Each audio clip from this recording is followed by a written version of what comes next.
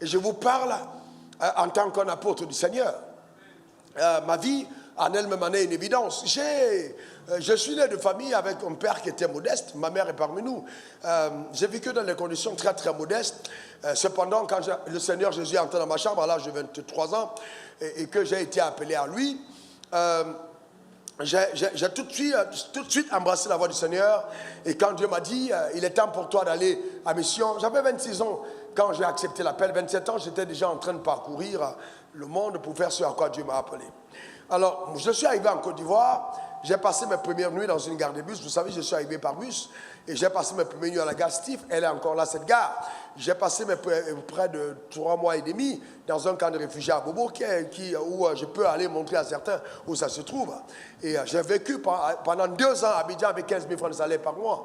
Et je suis encore à Abidjan, vous disant, pendant toute cette période, jusqu'à aujourd'hui, jamais je ne suis allé chez quelqu'un pour demander un centime. J'ai été dans des conditions les plus terribles, je dis bien les plus terribles, les plus honteuses. Un jour, je me rappelle en réunion de famille aux États-Unis, quand ma mère était encore là-bas, mes frères étaient en pleurs quand je leur racontais justement les tribulations de mon apostolat. Et ils ont dit, mais pourquoi est-ce que tu ne nous as pas dit? J'ai dit, mais vous ne m'avez pas appelé pour que je vous dise ce que je traversais. Vous comprenez? Le Dieu qu'on sait extrêmement fidèle. Et jamais, écoutez-moi, jamais. J'ai appris, j'ai été dans la dizaine. Et je ne vais plus y retourner. Je suis dans l'abondance. Je vous garantis que quand vous avez l'âme attachée à Dieu, l'abondance n'a pas assez de pouvoir pour détruire vos convictions. Bien au contraire, l'abondance vous aide à accomplir les convictions les plus profondes de votre âme, la mission que Dieu vous a confiée. Si vous êtes loin et que vous n'avez pas de provision, vous terminerez votre course dans la frustration. Et ce message, c'est pour t'empêcher d'être frustré. La terre n'est pas une parenthèse accidentelle. C'est un lieu où Dieu t'a placé pour une mission. Et je voudrais, parce que tu crois à l'autorité qui est la mienne, t'interdis de mourir avant ton heure. T'interdis de partir de la terre sans avoir révélé l'immensité de la rédemption. T'interdis de vivre une vie qui soit une honte à la croix, à la victoire de la croix, au nom suprême de Jésus. Que cela soit ton partage et ta pleine poche.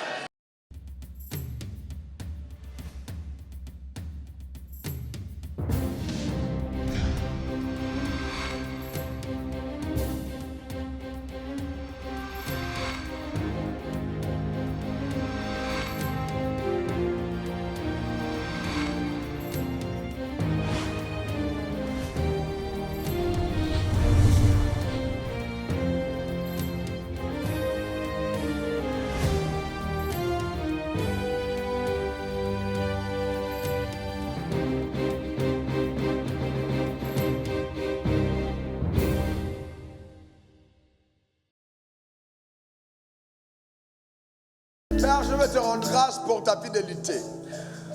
Merci pour les millions de personnes connectées à cet hôtel. Nous voulons te rendre grâce. Que ton nom soit glorifié. Que ton nom soit béni. En ce jour éternel où nous sommes déplacés de nos maisons, investis de nos ressources pour être connectés à cet hôtel avec nos data et autres. Je prie vraiment dans le nom suprême de Jésus, Père Dieu, qu'il me soit accordé la capacité de transmettre avec intégrité le conseil de ta volonté. Ouvre l'intelligence des uns et des autres. Éclaire-nous par ta parole. Confonds, éternel, notre ancien système de pensée hérité de la religion. Ou alors des doctrines ou des dogmes humains dans le nom suprême de Jésus. Père, je t'en supplie que ta parole, telle une lumière, éclaire nos âmes. Avec la puissance éternelle de le marteau, qu'elle brise les chaînes de la captivité. Comme un médicament, qu'elle guérisse nos corps. Dans le nom suprême de Jésus. Tel un banc, qu'elle souffle, que ta parole souffle sur les voiliers éternels de Dieu de notre destinée pour nous accorder l'accélération et la distinction. Dans le nom suprême de Jésus, j'ai prié. Et quelqu'un dise Amen 3 fois. Amen, Amen, Amen. Tandis que nous restons debout, je voudrais simplement vous dire que ce matin, nous avons un enseignement profond, un enseignement qui va, j'en suis certain, participer à ta construction par la connaissance qui doit être révélée, mais aussi par le renouvellement de notre intelligence. Je suis conscient que la majorité des personnes qui m'écoutent ont déjà entendu parler de Dieu ou écouté d'autres prédicateurs sur des sujets de la vie, des sujets de la parole de Dieu, des sujets contemporains, et que il y a des choses que nous avons acceptées comme étant des vérités et auxquelles aujourd'hui nous pouvons être confrontés, et comprendre que même si elles sont des vérités, elles sont des vérités qui ne nous sont pas adressées à nous en tant que saints, et que nous devons aller dans les choses un peu plus profondes en ce qui concerne notre marche avec notre Créateur. Donc quand j'ai fait connaître le thème sur Internet, il y a eu tellement de personnes qui ont jasé. J'ai même des gens qui m'ont écrit en me disant on va porter plainte à X ou Y personnes parce qu'ils s'attaquent à toi. Je leur dis laissez Satan jouer son rôle. C'est tout à fait normal. Vous savez, la vérité doit être attaquée, la vérité doit être tout à fait normale. Donc je dis laissez faire. Alors moi je n'ai pas pour coutume de défendre, de me défendre. Non, la vérité a un pouvoir terrible. C'est que ce pouvoir est capable de confondre n'importe quelle armée qui se lève contre elle. Les gens ne savent pas ce que c'est que la vérité. Tu peux t'attaquer à tout, mais pas à la vérité. La vérité, il y en a une seule. On ne peut rien faire contre elle. Amen. C'est très important de la comprendre. Alors, mais aussi, il y a des personnes qui gesticulent, qui s'agitent, pas parce qu'elles sont consciemment en train de servir les desseins de Satan, mais elles sont limitées par le niveau de leur entendement. Vous savez, c'est terrible quand vous êtes dans l'ignorance. L'ignorance, quand vous êtes dans l'ignorance, elle peut tellement vous tenir en captivité que vous devenez un messager des ténèbres sans vous en rendre compte. C'est dans ce sens que Jésus a dit, si la lumière qui est en vous est ténèbres, alors grandes seront ces ténèbres. Ce que Satan essaye de faire, parce que le monde physique est un monde qui appartient à ceux qui ont des corps, c'est d'infiltrer des personnes qui sont appelées de Dieu et de pondre en eux des messages qui viennent de l'enfer. Et ça devient terrible et nocif quand quelqu'un a le Saint-Esprit, mais prend son message qui lui a été emprunté, qui lui a été dicté dans ses oreilles par Satan. C'est complexe, mais c'est quelque chose qui arrive bien des fois. Je vous rappelle que quand le peuple d'Israël a raté pour la majorité d'entrer à la terre promise, ils ont été simplement déboussolés par le discours des 10 qui ont dit c'est vrai, nous y étions, c'est un beau pays, c'est un vaste pays. Mais non, c'est impossible, ce pays est trop grand. Les gars qui sont, c'est des géants, nous ne pouvons pas y entrer. Ce discours était très logique, mais n'avait rien de spirituel. Rien du tout. Mais Josué et Caleb ont dit c'est vrai ce qu'ils disent. Mais cependant, si Dieu est avec nous, nous accéderons à ce pays-là. Voyez-vous? Et ce qui s'est passé, c'est que c'est pas pour avoir cru au discours des 10, ils se sont privés l'accès à ce que le ciel leur avait réservé. Je prie de tout mon cœur, ce matin, dans le nom suprême de Jésus, que Dieu te donne la capacité de discerner la vérité et de dire non au mensonge dans le nom suprême de Jésus. Et que la connaissance de la vérité te donne de passer en autre palier. Vous savez, le thème, c'est simple. Pourquoi tant de chrétiens souffrent illégalement dans la vie? Pourquoi tant de chrétiens souffrent illégalement dans la vie? Et c'est vrai que vous allez vous rendre compte qu'il y a beaucoup de croyants, et même beaucoup de croyants, et par extension des chrétiens, parce qu'on peut être chrétien sans être croyant, mais le croyant, c'est vraiment ce que Dieu attend de chacun d'entre nous, souffre dans la vie de façon illégitime, illégale. Pourquoi tant de croyants souffrent de façon illégale dans la vie? Alors les gens ont dit, ouais, mais c'est pas normal. Oh, vous avez la preuve que ce gars, il prêche des hérésies, il n'est pas de Dieu, mais comment il peut dire ça? C'est simple, frères et sœurs, vous devez être à même de faire la différence entre la souffrance de la croix, la souffrance qui est due au fait d'être un enfant de Dieu, un disciple du Seigneur, dans une génération perverse et pécheresse, où toutes les personnes qui veulent vivre pieusement en qui seront persécutées, comme dit l'apôtre Paul à Timothée, voyez-vous, ou alors les personnes, voyez-vous, ont des tribulations dans le monde à cause de leur foi, et la souffrance qui est due au manque, vous voyez-vous, de toute provision vitale, de tout ce qu'il faut comme minimum pour pouvoir être épanoui sur la terre. C'est deux souffrances totalement différentes. Alors totalement différentes. Qu'est-ce que je voudrais vous dire? Est-ce que nous devons éviter la souffrance de la croix? Non, impossible.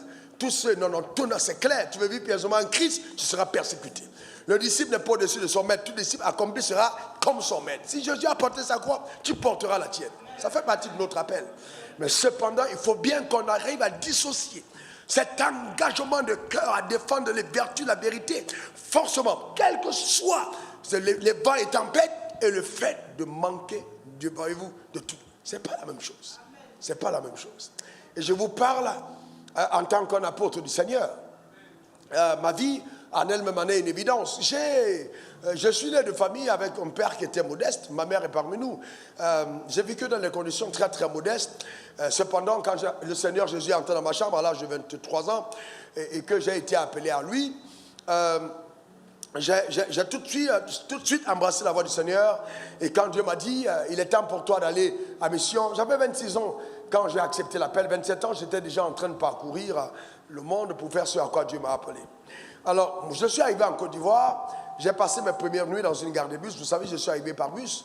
Et j'ai passé mes premières nuits à la gare Stif. Elle est encore là, cette gare. J'ai passé près de 3 mois et demi dans un camp de réfugiés à Bobo, où je peux aller montrer à certains où ça se trouve.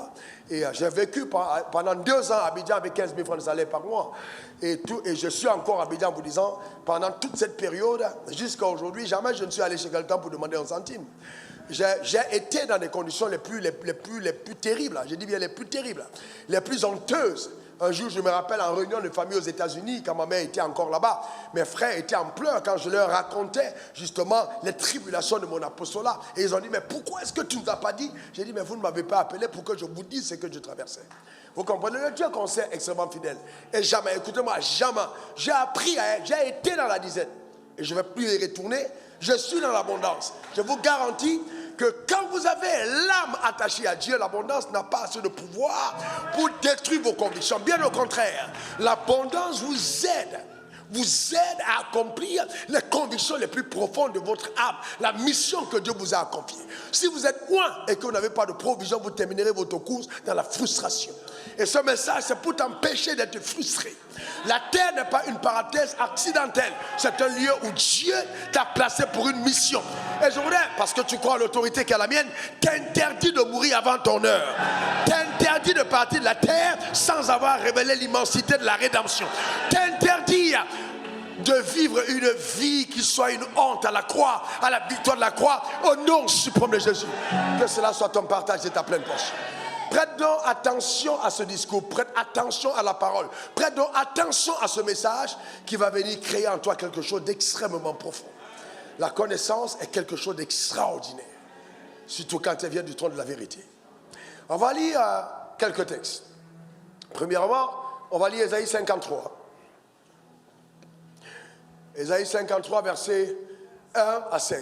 Qui a cru à ce qui nous avait été annoncé? Qui a reconnu le bras de l'Éternel? Il s'est élevé devant lui comme une faible plante, comme un rejeton qui sort d'une terre desséchée. Il n'avait ni beauté, ni éclat pour attirer nos regards. Et son aspect n'avait rien pour nous plaire.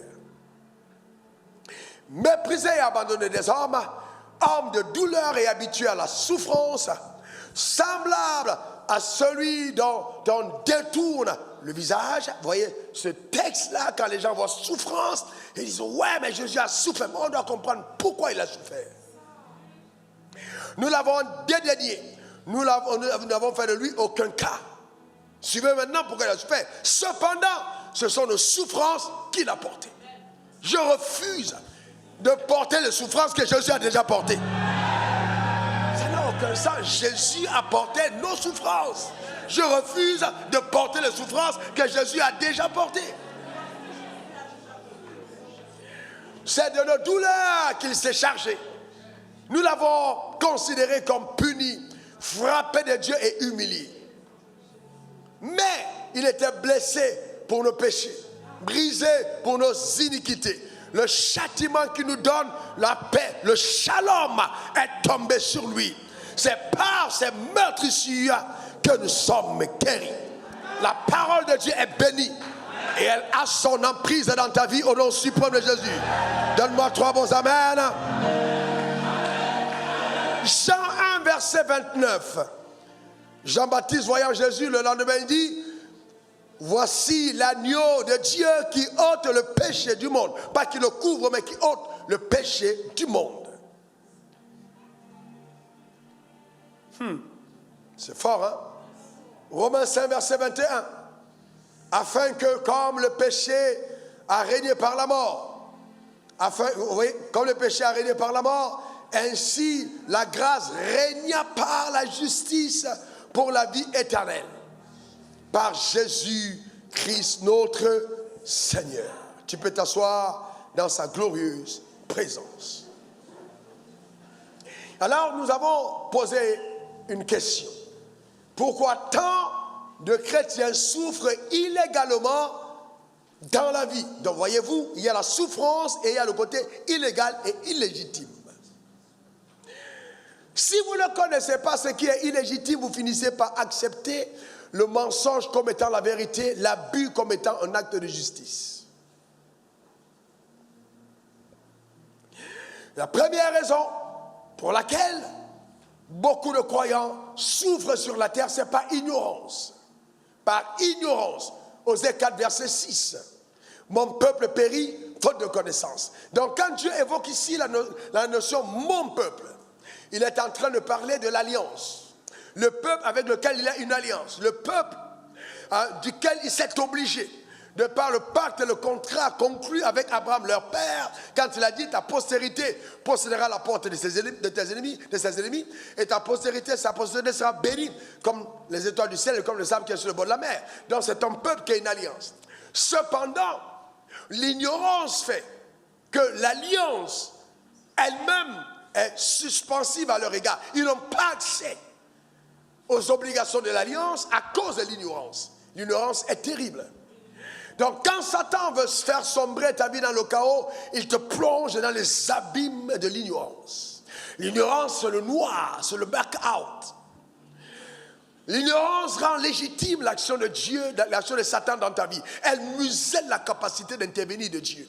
L'ignorance démontre que le territoire dans lequel tu te trouves est un territoire qui appartient au diable. Alors que la connaissance est la borne qui indique à Satan qu'il n'a pas accès à ta vie. Donc vous voyez que la connaissance est quelque chose de puissant. La connaissance est totalement l'opposé de l'ignorance.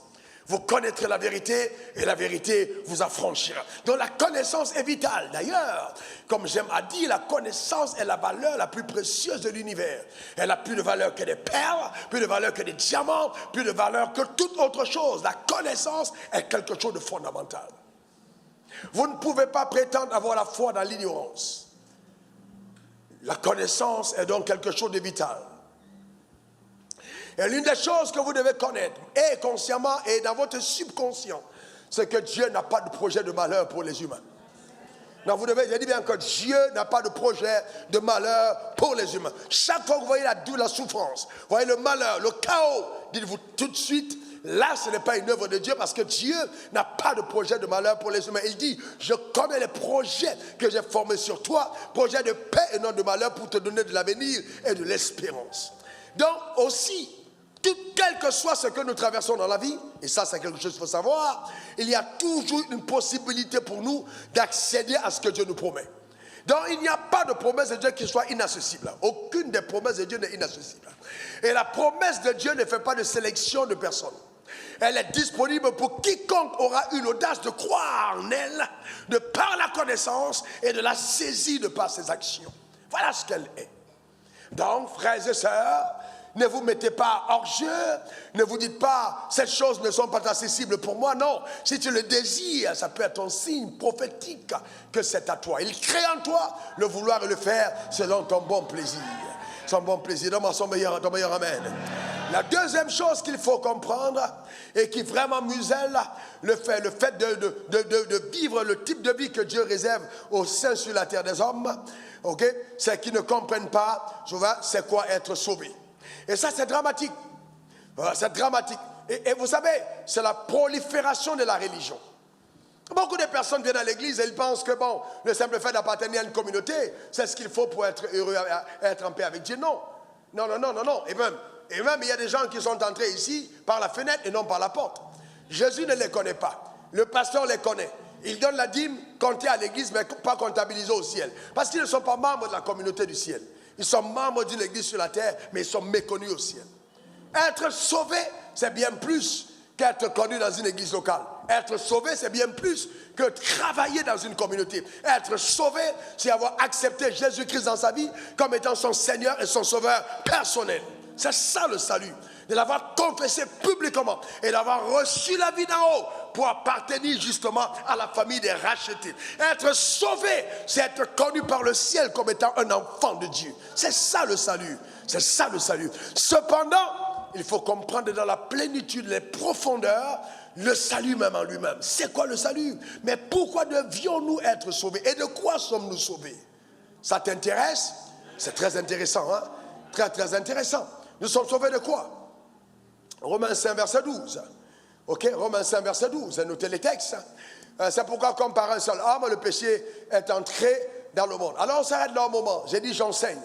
Oh, dis, docteur, enseigne-nous la parole. Encore, docteur, enseigne-nous la parole. Que Dieu parle dans ta vie. Dis que Dieu parle dans ta vie, par ta vie. Que Dieu parle par ta vie. Et que nos âmes s'illuminent par les lumières de la vérité. Au nom suprême de Jésus. Merci de me communiquer cette grâce-là aussi. Par vos prières. Regardez Romains 5, verset 12. Ok, c'est pour ça comme par un seul homme, vous êtes des étudiants de la parole, c'est votre Bible soulignée, par un seul homme, le péché est entré dans le monde. Et par le péché, la mort. Donc il y a d'abord le péché qui entre par un homme, et quand le péché arrive, il amène comme escorte avec lui la mort, qui s'est étendue sur tous les hommes. Donc elle se répand sur les hommes. Mais elle se répand sur tous les hommes parce que tous ont péché. Alors quand on dit tous ont péché, ça ne veut pas dire que tous ont été inculpés d'avoir péché. Mais tous par héritage du péché d'Adam, par le sang, se sont retrouvés ayant transgressé cette loi par hérédité et non par action personnelle. Donc c'est une transgression par hérédité. Ils sont héritiers de la transgression d'Adam. Est-ce que quelqu'un comprend? C'est dans ce sens que la Bible dit dans Romains 3, verset 23 que tous ont péché et sont privés de la gloire de Dieu. Parce que toi et moi, on n'était pas là quand Adam a mangé ce fruit-là. On est sincère, non? Est-ce que tu étais dans le jardin? Tu étais là quand Ève a commencé à causer avec le serpent? D'ailleurs, certains d'entre vous, si vous êtes sincères, vous allez dire, mais pourquoi est-ce que Adam a osé faire une chose pareille? Hein, pourquoi il est venu niagami notre vie, bousiller le bonheur que Dieu nous avait préparé. Et Dieu savait que tu allais te plaindre de cette manière. C'est pour ça qu'avant que la plainte n'émane de ton âme, il avait prévu un moyen de te racheter. Afin que les conséquences du péché d'Adam soient suspensifs à ton égard et que tu ne vives plus jamais aucune de ces conséquences. Ta manière de dire Amen m'embête. Maintenant, je vous pose une question aussi simple avant qu'on aille dans les profondeurs.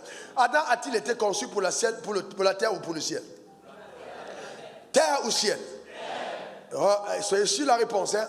Adam a-t-il été créé pour la terre ou pour le ciel? Il y a des gens qui n'ont rien dit. Terre ou ciel?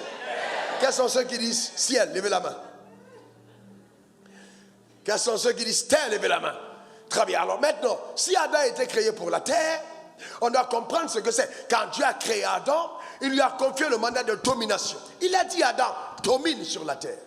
Donc c'est-à-dire assujettis la terre, contrôle la terre, sois le roi de la terre. Personne sur la terre ne pouvait être aussi puissant qu'Adam. Et vous devez comprendre que la terre appartient au Fils de l'homme. Et tout esprit qui agit sur la terre sans un corps est un esprit illégal, illégitime. Donc il agit par effraction. Donc même un ange qui apparaît chez toi et qui veut livrer un combat contre toi sur la terre, tu es déjà gagnant d'office parce que la terre est à toi. C'est ainsi que Jacob a attrapé l'ange pour dire pourquoi tu viens lutter sur mon territoire. L'ange était obligé de négocier. Jacob dit bénis-moi avant de partir. Vous devez comprendre la dimension dans laquelle vous êtes, hein, la dimension dans laquelle nous sommes. Souvent quand on te dit que tu es un homme et les anges te gardent, tu as l'impression que les anges sont tellement extraordinaires. Et puis toi tu es tellement extraordinaire et c'est pour ça que les anges te gardent. Les anges auraient aimé être à ta place parce que personne n'a porté le nom de fils dans l'univers. Fils de Dieu, si ce n'est toi. Le protocole de ta nouvelle identité a engagé le ciel. Si simplement tu savais qui tu es. Il y a des choses que tu ne dirais plus, que tu ne ferais plus, et des mensonges que tu n'accepterais plus. Et je vais plus loin. Il y a des choses qui arrivent dans ta vie, pas parce que tu pries, mais parce que tu connais. La connaissance est tellement puissante que dès que tu entres en possession de certains savoirs, il y a un alignement surnaturel au travers de ta vie. Pourquoi? Parce que Dieu n'exauce pas simplement ce que tu dis, il exauce ce que tu connais et auquel tu penses. Amen. Tu connaîtras la vérité et la vérité t'affranchira. Donne-moi encore ton meilleur amen. Dis encore amen. Que quelqu'un dise, je ne quitterai pas la terre sans l'avoir impacté. Eh bien, vous savez, donc, quand la mort est entrée dans le monde par le péché, la mort en question, c'est quoi? Et il y a premièrement la mort physique. L'homme a été conçu pour vivre éternellement. Et c'est pour ça que chaque fois que quelqu'un voit la mort, il est toujours un peu secoué. Parce que l'homme n'a pas été conçu pour mourir. L'homme a été conçu pour vivre éternellement. Et c'est pourquoi, justement, nous allons vivre éternellement. L'homme n'a pas été conçu pour mourir. Celui qui croit en Jésus ne meurt pas. Donc il y a une restauration. Et donc maintenant la mort est venue au ciel, elle, avec ses agents, et les agents, comme j'appelle, exécuteurs de ses desseins. Parmi lesquels, premièrement, les malédictions. Les malédictions sont des agents qui exécutent les desseins de la mort. Donc quand la malédiction est prononcée, la malédiction vient servir les desseins de la mort. Et la mort a pour maîtresse le diable. Donc la maladie, les malédictions servent au dessein de la mort. La souffrance sert au dessein de la mort. Donc il y a des choses, quand elles arrivent dans une vie, ce sont les agents exécuteurs de la mort qui frappent à ta porte. C'est pourquoi vous allez vous rendre compte que les gens souffrent beaucoup et ils meurent après. Mais vous savez que ce n'est pas normal de mourir après avoir souffert. Tu souffres, tu souffres, tu souffres. Il y a des gens qui ont tellement souffert. Ils souffrent tellement que tout l'argent qu'ils avaient dans le compte bancaire finit. On est endetté et après une mort. Je déclare que tu ne mourras pas de cette mort. Donne-moi encore ton meilleur. Amen. Ce n'est pas le genre de mort qui est réservé aux saints. Non, pas du tout. Pas du tout. Pas du tout alors. Pas du tout. La souffrance de cette dimension n'est pas réservée à ceux qui ont connu la rédemption. Ce n'est pas ton partage. Donc, vous voyez donc, c'est de façon légitime, par le péché, que la mort et sa cohorte ont eu accès légal sur la terre. Mais maintenant, si donc la mort a eu un accès légal sur la terre, et la souffrance d'ailleurs, pour donner un argument plus solide à ça, parce que je sais que certaines personnes sont en train de piller ce message pour essayer d'avoir des découpes avec lesquelles ils vont essayer de me contrer, vous perdez votre temps. Dans Genèse 3, verset 19, il est écrit, c'est à la sueur de ton visage que tu mangeras du pain. Alors je vous pose une question, peuple intelligent. Au terme de la foi, vous êtes intelligent. Donc si Dieu dit c'est à la sueur de ton front que tu mangeras du pain, ça veut dire qu'avant il mangeait comment? Est-ce que c'était par la sueur du front qu'il mangeait le pain? Non, est-ce que c'était la sueur? Donc ceci est déclaré comme une punition. Comme une sanction. Donc si c'est comme une sanction, l'homme n'a pas été appelé à souffrir pour manger. Non, non, non, je déclare qu'à partir d'aujourd'hui, ça s'arrête. Non, ta manière de dire amen m'embête. Ça s'arrête. Tu n'as pas à souffrir pour manger. Non, non, non. Écoutez-moi très bien. Le travail n'est jamais une souffrance, mais une passion. Quand Dieu t'appelle dans un domaine, les gens me disent, ouais, pasteur, il faut dire. Vous savez, prêcher l'évangile, c'est une passion. Ce n'est pas une souffrance. Avec joie, je suis prêt à parcourir les nations, à prêcher l'évangile, à dormir au bord de la rue. Ce n'est pas une souffrance. C'est une passion que j'exprime. Dites-moi, frère, ces gars qui jouent à la Coupe du Monde sur des canicules de 35 degrés, 45 degrés, vous pensez qu'ils sont facile de courir sur le soleil? C'est pas facile. Mais ils courent sous le soleil. Frères et sœurs, vous savez, dans la vie, il y a certaines difficultés qui sont inhérentes à ton appel, à ta profession, à ton mandat, à la grâce qui t'a été réservée. Mais ça, ce n'est pas une souffrance. Ça, ce n'est pas une souffrance. Vous comprenez? Ce n'est pas une souffrance. Il faut bien que les gens comprennent la profondeur de la pensée de Dieu. Ce n'est pas une souffrance.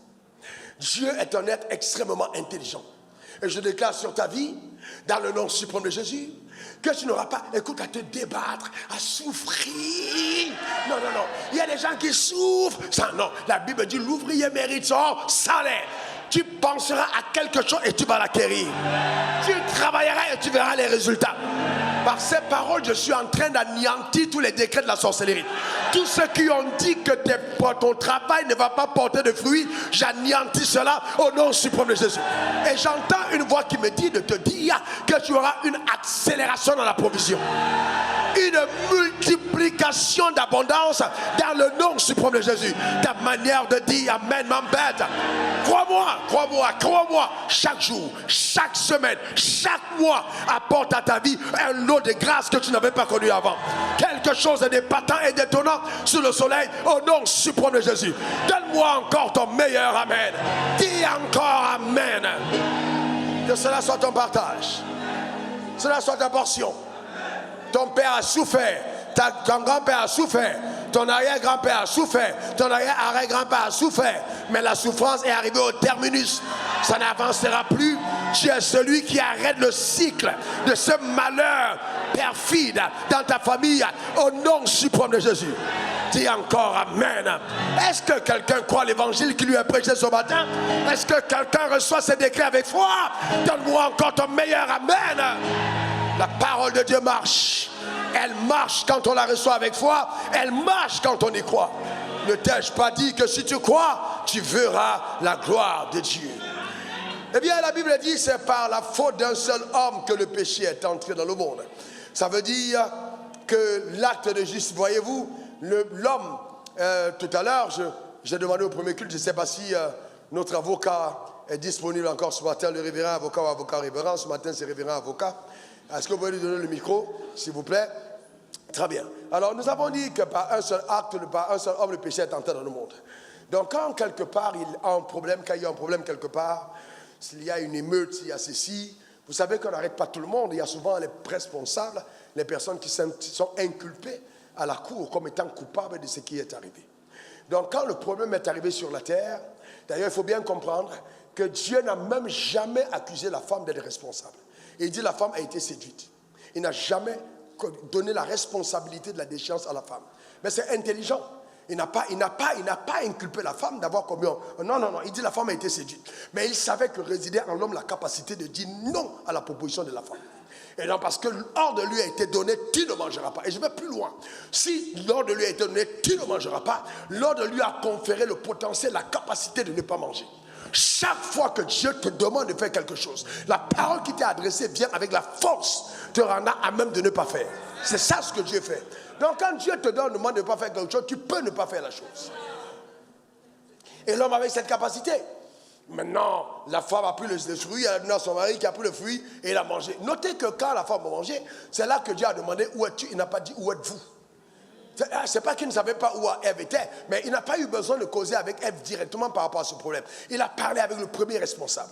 Parce qu'il savait que la personne inculpée à la cour céleste de justice était qui? Adam. Maintenant, quand il a appelé Adam, en disant Adam, tu as commis une faute, Adam dit non, c'est pas moi, je pense que c'est. Donc elle dit ok, faites convoquer Ève. Elle vient, qu'est-ce qui s'est passé? Expliquez-nous là-bas qu'est-ce qui s'est passé. Donc, qu'est-ce que c'est une inculpation? Comment, quand on dit qu'on a inculpé quelqu'un, qu'est-ce que ça veut dire en français facile? Oui. Personne qu'elle est formellement suspectée d'avoir commis une infraction et qu'elle se fera donc l'objet de poursuites devant les tribunaux. Elle est formellement suspectée d'avoir commis une infraction et qu'elle sera donc formellement poursuivie devant les tribunaux. Il faut comprendre que le monde dans lequel nous vivons est la parallèle du monde spirituel. S'il y a des tribunaux sur la terre, il y a des tribunaux au ciel. Dans la haute cour céleste de justice, voyant qu'il y avait une infraction sur la terre, et donc aller constater pour voir qui était. Donc on a inculpé Adam qu'on a reconnu coupable. Amen, d'avoir été justement, ça que la Bible dit, par un seul homme. Donc quand Dieu le dit, ça veut dire que la cour céleste de justice a reconnu que c'était Adam le coupable. Mais cependant, ayant reconnu la culpabilité d'Adam, la loi du ciel était implacable. Il fallait le sang pour que justement le péché soit pardonné. Sans le sang, le péché ne pouvait pas être pardonné. Hébreux 9, verset 22. Ça devenait une équation extrêmement difficile. Les animaux qui étaient dans le jardin ne pouvaient pas racheter l'homme parce que le sang de l'animal n'est pas l'équivalent du sang de l'homme. Et tous les sangs des hommes étaient corrompus. Il fallait un sang qui soit l'équivalent du sang d'un homme. Et c'est ainsi que dans le stratagème de la pensée de Dieu, quand le haut conseil de Dieu a siégé le Père, le Fils et le Saint-Esprit, le Père a décidé de prendre pour ennemi le monde et de le contrôler, de vaincre le monde. Le Fils est donc parti en obéissance à son Père, donner son sang pour la rédemption du monde, mais descendu aussi pour neutraliser Satan. Et c'est ainsi que le Saint-Esprit a dit, quand vous aurez achevé, moi je descendrai sur la terre pour maîtriser la chair, afin que l'homme retrouve la domination sur terre. C'est pour ça que le Saint-Esprit est là pour t'aider à dominer sur la terre. Donc le salut n'est pas une œuvre pour te permettre d'échapper à la terre, mais c'est plutôt revivre sur la terre en manifestant la royauté perdue par Adam. Ta manière de dire amen m'embête. Je demande à ta tombe de rester ouverte longtemps. Elle t'attendra, tu ne viendras pas maintenant. Ta manière de dire amen m'embête. Mais tu vois, je te donne une parole aussi forte. C'est la première fois que je la prononce et tu ne dis rien. Je dis, je demande à ta tombe de rester ouverte. Tu ne mourras pas de cette mort-là. Elle va attendre longtemps parce que tu as des choses à accomplir avant de rentrer dans la tombe. Au nom suprême de Jésus. Donne-moi encore ton meilleur amen. Par cette parole, j'anéantis toutes les maladies constatées dans ton corps. Je détruis tous les verdicts qui ont été pris dans les régions inférieures de la terre. Reçois maintenant la délivrance, le salut par la puissance extraordinaire de la parole de Dieu au nom suprême de Jésus. Et quelqu'un dise amen 3 fois. Que le vent de cette prophétie touche ton ministère, touche ton église, touche tes affaires. Que le vent de cette prophétie touche ta famille, touche tes enfants. Porte ta vie à un autre palier. Dans le nom suprême de Jésus. Donne-moi encore ton meilleur amen. Dis encore amen. Alléluia. Que Dieu soit béni. Donc dis je suis sauvé. Encore je suis sauvé. Encore je suis sauvé. Quelqu'un peut-il être en train de se noyer et il dit je suis sauvé alors qu'il continue de boire de l'eau? Quand il dit je suis sauvé, c'est qu'il n'est plus. Vous comprenez ce que je veux dire? Si quelqu'un est dans le feu et dit on m'a sauvé, c'est qu'il n'est plus. Mais comment toi tu étais là? La mort est entrée par le péché. Malédiction, maladie, pauvreté, souffrance. Et toi tu dis je suis sauvé alors que tu es dedans. Donc ça veut dire que c'est une illégitimité. C'est illégal. Donc ça veut dire le constat du fait que ces choses sont toujours attachées à ta vie deviennent quelque chose d'illégal. Pour lequel tu as pleine habileté de porter plainte à la cour céleste de justice. Parce que, non, attendez. Parce que si la rançon a été donnée pour ta liberté, il n'y a pas de raison que ces mots et ces travers de l'enfer continuent d'avoir leur présence. Quelqu'un dit après moi, c'est illégal. Quelqu'un dit encore, c'est illégal. Jésus lui-même dit dans Matthieu 20, verset 28, que le Fils de l'homme est venu servir des rançons pour plusieurs. Donc si on a rançonné, on a payé ce qu'il fallait pour ta liberté. Tu n'as plus à payer quoi que ce soit. Attendez. Révérend pasteur, avocat, à la cour, dis-nous, qu'est-ce que c'est payer une rançon? Une rançon, c'est une somme d'argent qu'on paye pour racheter quelqu'un, pour libérer quelqu'un qui a été pris en captivité, quelqu'un qui a été séquestré. Tu as été séquestré, tu as été pris en captivité. Alors on dit, bon, maintenant la condition pour ta liberté, c'est qu'il faille verser du sang. Cependant, on ne trouve le sang nulle part. Dieu décide d'exporter un sang du ciel. Le sang qui est le sien. De faire un emprunt à un homme de son propre sang. Qui doit venir vivre sur la terre comme un homme, manger comme un homme, parler comme un homme, vivre comme un homme sur terre. Mourir à la croix pour donner à sa propre justice ce que la justice exigeait. Parce que le problème dans toute cette histoire, et que je veux que chacun retienne, c'est que la justice en question n'est pas la justice de Satan. C'est la justice de Dieu qui exigeait de toi le sacrifice. Ce n'est pas l'enfer. Parce que les gens pensent qu'ils doivent quelque chose à Satan. Tu ne dois rien à Satan. Tu ne dois rien à Satan. Je te le prouverai dans la parole de Dieu. Tu dois à Dieu et pas à Satan. Donc si Dieu lui-même a pourvu à la rançon exigée par son trône, par sa justice, qui accusera donc les élus de Dieu, car c'est Dieu qui justifie. Dis après moi, la rançon a été payée. Encore. Une troisième fois. Alors maintenant, si je te demande en français facile, donc, c'est quoi être sauvé? Et donc tu comprends maintenant. Quelqu'un qui est sauvé, c'est quoi? Quelqu'un peut rapidement me dire, dans sa propre définition, ce que c'est que le salut? C'est quoi être sauvé? Dans ta propre définition, c'est quoi donc être sauvé? Qu'est-ce que c'est le salut? Quelqu'un dise rapidement, c'est quoi? Dans ma propre définition, de par ce que tu viens d'entendre, c'est quoi être sauvé? Le salut, c'est l'acte par lequel Dieu sort l'homme de la déchéance causée par le péché d'Adam. L'acte par lequel Dieu sort l'homme de la déchéance par le péché causé par Adam. Il te sort de la déchéance. C'est par cet acte, il te sort de la déchéance. Donc il te sort des conséquences. Il te sort des problèmes qu'Adam avait causés. Il te sort de ses travers. C'est ça le salut. Donc le salut n'est pas un passeport pour aller au ciel. Mais c'est voyez-vous, un agrément céleste pour déplacer le ciel sur la terre. Un agrément céleste. Donc tu vois, et ensuite, voyez-vous, une autorisation légale que le ciel nous accorde d'être porteur de la vie de Dieu. Donc une autorisation légale que le ciel nous accorde d'être porteur de la vie de Dieu sur la terre des hommes. C'est pour ça qu'on fait office d'ambassadeur. Donc être sauvé, ce n'est pas partir au ciel. Mais être sauvé, c'est d'avoir échappé justement au tourment éternel qui avait provoqué la révolte d'Adam.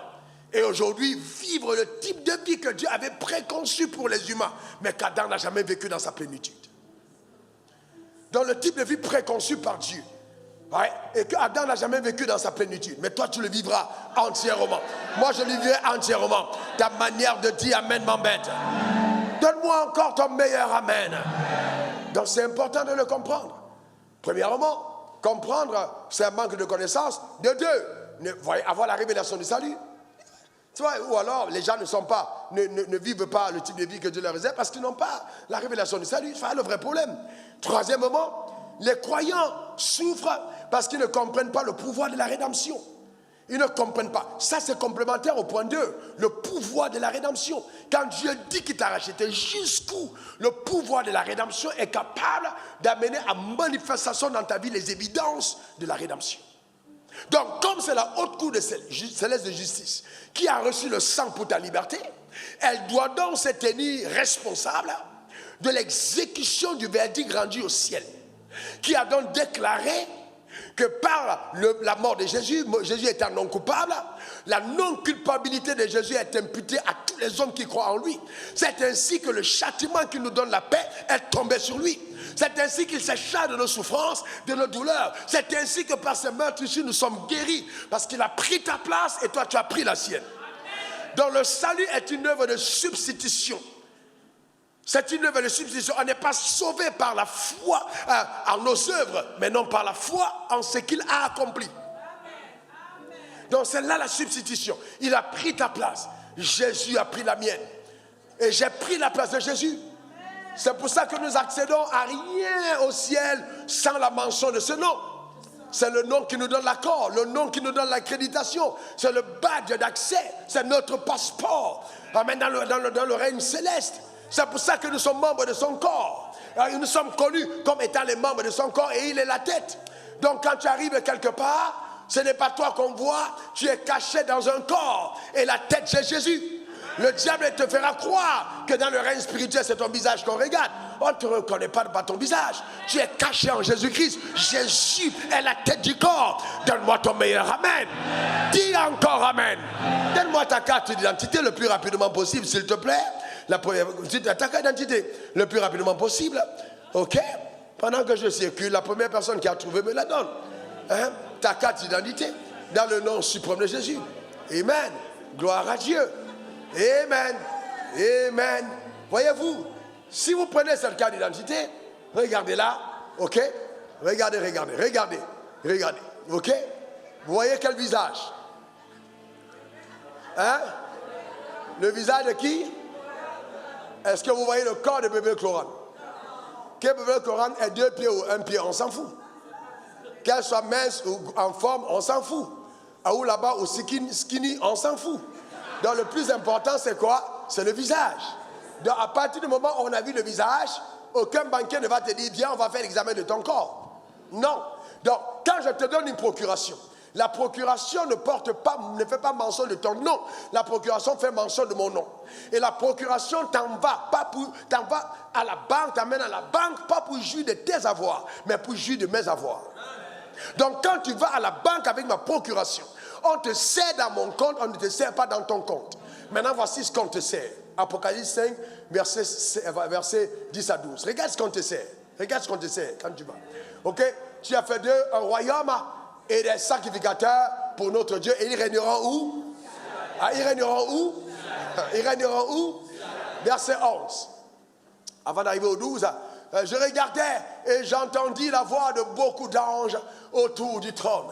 Et des êtres vivants et des vieillards. Et leur nombre était des myriades et des myriades et des milliers de milliers. Regardez la suite. Il disait, voici d'une voix forte, l'agneau qui a été immolé est digne de recevoir la puissance, la richesse. Ok, la puissance, la richesse. Tout ce que je cite là, c'est ce que tu obtiens à la banque de Dieu. La puissance, la richesse, c'est ce que tu obtiens. Quand tu pars au nom de Jésus, attends. Quand tu pars au nom de Jésus, tu n'obtiens pas ce que ta religion demande. Au ciel, on ne peut pas obtenir la souffrance. On ne peut pas obtenir la maladie. Quand tu pars au nom de Jésus, voici ce qu'on te donne. Tout ce que tu as d'autres qui ne sont pas d'ici, ce n'est pas en son nom. C'est peut-être au nom de ton pasteur, ce n'est pas en ton nom, son nom. Je suis venu te parler de l'évangile. Je refuse de mettre en évidence ma pensée, je mets en évidence sa parole. Et que Dieu soit tenu pour vrai et que tout homme soit tenu pour menteur. Nous devons honorer la parole, respecter la parole, adorer la parole, nous prosterner devant son autorité, car c'est ce qu'elle dit qui est vrai. Mais dites-moi frère, dites-moi mes soeurs, d'où vient dans cet évangile où quelqu'un te fera croire que c'est au ciel que tu seras riche? De quel Jésus parle-t-il? De quel agneau parle-t-il? Jean-Baptiste n'a-t-il pas dit, voici l'agneau de Dieu qui ôte le péché du monde? Mais de quoi parle-t-il? Quel évangile il prêche? Où sont-ils allés? Qui est leur maître? Qui les inspire? Quelle voix les parle?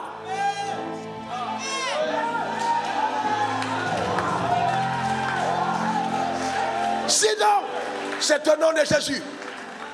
Jésus le Christ. Jésus le Christ. Si donc c'est ce Jésus, pas un autre, que nous prêchons, voici ce que nous obtenons. Remets le texte s'il te plaît. Il y a premièrement la puissance. Frères et sœurs, Dieu dit j'ordonne que tu sois puissant. Il n'y a pas de croyant faible. Tu n'as pas compris. Il n'y a pas de croyant faible. En fait, si qui a reconnu le faible blanc, bras de l'Éternel? Si tu es faible, tu es dans le processus de force. Dieu est en train de t'affermir pour que tu sois fort. Et quand Dieu t'appelle, il ne t'appelle pas de ton état présent, il t'appelle de ton état prophétique. Quand il te regarde alors que tu es encore en train de te débattre dans ton warren, il t'appelle la reine, il t'appelle le roi. C'est pas qu'il a menti, il connaît le potentiel que tu as. Il connaît ce potentiel, il le connaît. Il t'appelle prophétiquement. Amen. Merci. Il t'appelle prophétiquement de ton propre nom. Vous savez, le drame, c'est que nous pensons que nous devenons ce que nous prions. C'est insensé. Ta destinée est prophétique. Ceux qu'il a connus d'avance, il les a prédestinés. Donc Dieu sait ce qu'il a rattaché à ta vie. Qui est cet homme? Qui est cet incirconcis? Qui est ce bâtard? Qui est ce démon? Qui est ce sorcier ou ce sorciero pour essayer de s'attaquer à ta vie? Ce n'est même pas possible. Donc dis ça ne marchera pas. On dit encore ça ne marchera pas. Nous avons la puissance. Nous avons la puissance. Écoutez-moi très bien. Tu vas dégager une fréquence dans ta vie où l'enfer va trembler. L'enfer va trembler. Tu as la puissance. Tu vas entrer dans un warren. Le gars, la personne dit non, je vais laisser, descendre. Ne te pose pas de questions. Tu as dégagé quelque chose. La personne ne peut pas tenir. Ce qui est là dans la voiture, c'est trop lourd. C'est du costaud dans la voiture. Quelqu'un dit quoi? Puissance. Encore puissance. Remettons le deuxième mot. Richesse. Hey, on a dit quoi?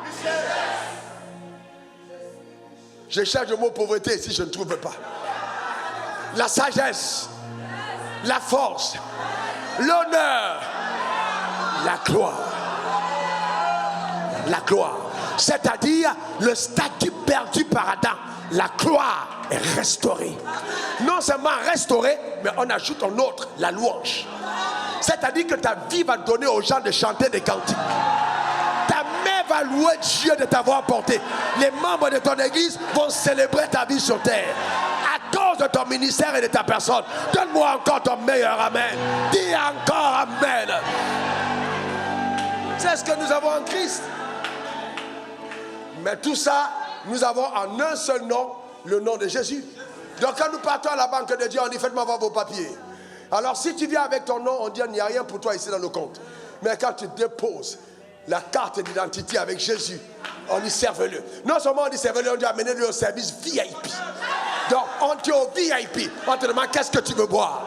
Est-ce que tu veux une boisson, quelque chose? Tu veux qu'on t'ouvre un champagne? Ou qu'est-ce que tu veux? Qu'on te donne un peu de braisé? Attendez, avant que le directeur général lui-même ne vienne s'occuper de toi.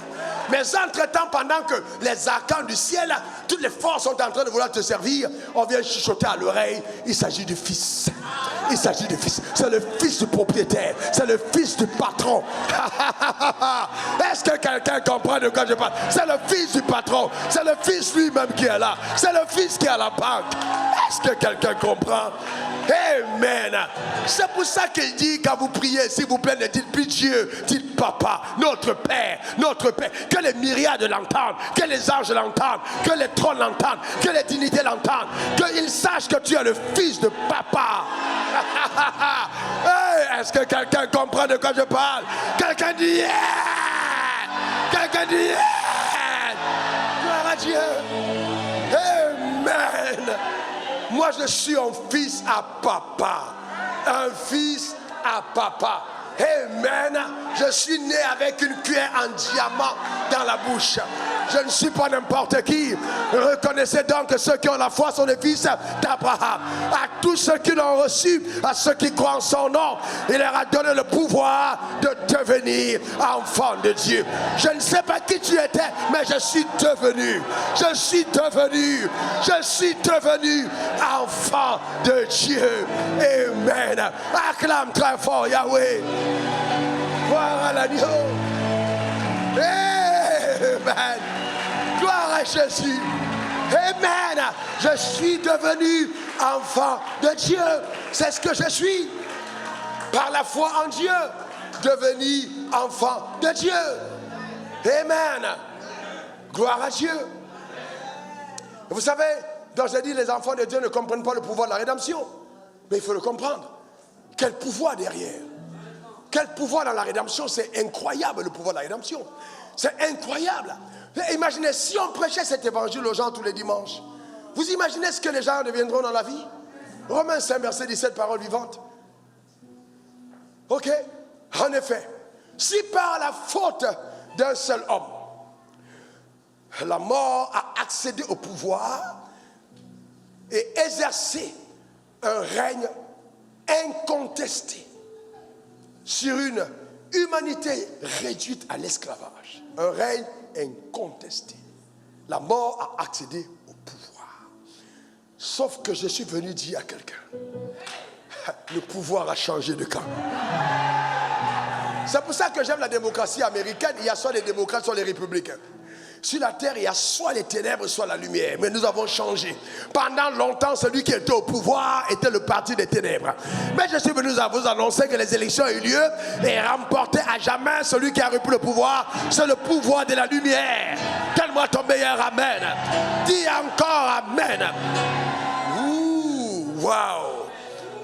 Waouh. Il est d'autant plus certain que ceux qui reçoivent les trésors immenses de la casse. J'aime la parole. Et le don de l'acquittement. C'est-à-dire que tu es acquitté. Révérend, docteur, révérend, s'il te plaît, explique-nous acquittement. Quand dit-on qu'on est acquitté? Un acquittement. Le don de l'acquittement. C'est quoi être acquitté? C'est quoi un acquittement? Oui? Lorsque quelqu'un qui a été accusé d'avoir commis une infraction, le tribunal déclare qu'il n'a pas commis cette infraction, il est libéré. Le tribunal déclare qu'il n'a pas commis l'infraction et qu'il est libéré. Et qu'il est libéré. Yeah. Tu vois que l'acquittement est terrible. Yeah. Parce que tu vois, nous tous là, on a hérité d'un péché qu'on n'a pas commis. Donc quand Jésus est allé au tribunal, plaidant la cause pour l'humanité, l'une des phrases qu'il a prononcées au Père en disant, allons nous punir tous ces hommes sur la terre qui, eux, n'ont subi que la conséquence du péché d'un seul homme. Est-ce qu'ils étaient là quand Adam a mangé le fruit? Est-ce qu'ils étaient là quand Adam s'est rebellé contre toi? Monsieur votre honneur, monsieur le président du tribunal, allons-nous être si farouches par notre loi en condamnant les hommes pour les fautes qu'ils n'ont pas commises? Ne pouvons-nous pas leur redonner à eux la possibilité de choisir à nouveau? De même, je viens plaider votre honneur du fait que votre loi reconnaît que par un seul homme, le péché est entré dans le monde, parce qu'il est écrit que l'âme qui pêche mourra. Mais cependant, je viens plaider la cause en disant, je n'ai pas commis de péché. Mon sang a été examiné. Les experts du ciel et de l'enfer ont attesté après 3 jours de recherche dans mon sang qu'il n'y avait pas de péché. Alors je demande simplement que l'acquittement soit accordé aux hommes de par la substitution. C'est-à-dire que si quelqu'un sur la terre reconnaît que Adam a péché et qu'il veut rester relié à Adam, qu'il meure. Mais si quelqu'un dit je rejette Adam et je me connecte à Jésus, qu'il vive.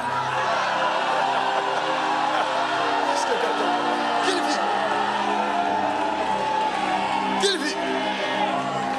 Et c'est ainsi que Dieu, sachant que tu allais le blâmer, a remis dans le jardin 2 arbres. Il a remis l'arbre qui est, voyez-vous, la connaissance du bien et du mal, qui est Adam, maintenant, et il a mené l'arbre de la vie, qui est Jésus. Et il te dit, bon, maintenant, à toi de choisir. Si tu veux rester dans le bien et le mal qu'Adam a déclenché, mange et tu meurs dedans. Mais si tu reconnais qu'il y a plus agréable que ça, et que tu embrasses Jésus, alors maintenant, tu es affranchi de la mort et transporté dans le royaume de la liberté. Voilà ce qu'on appelle être sauvé. Que quelqu'un dise c'est mon partage. Que quelqu'un dise j'ai été acquitté. Maintenant remettez le texte, parce que c'est pas moi qui parle, c'est la parole qui parle. On n'a pas autorité de faire dire à Dieu ce qu'il n'a pas dit.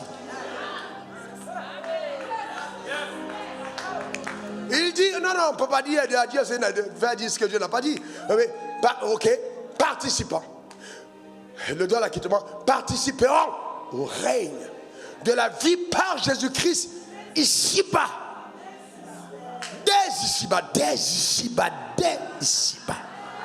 Dès maintenant. Dès maintenant. J'ai dit quoi? Dès. Alors attends. Dès maintenant. Quelqu'un dise dès maintenant. Quelqu'un dise encore dès maintenant. Le problème, c'est que beaucoup d'entre nous ne croyons pas. Il a fallu combien de temps au peuple d'Israël pour être enrichi quand ils sont sortis d'Égypte? Il a fallu 10 jours.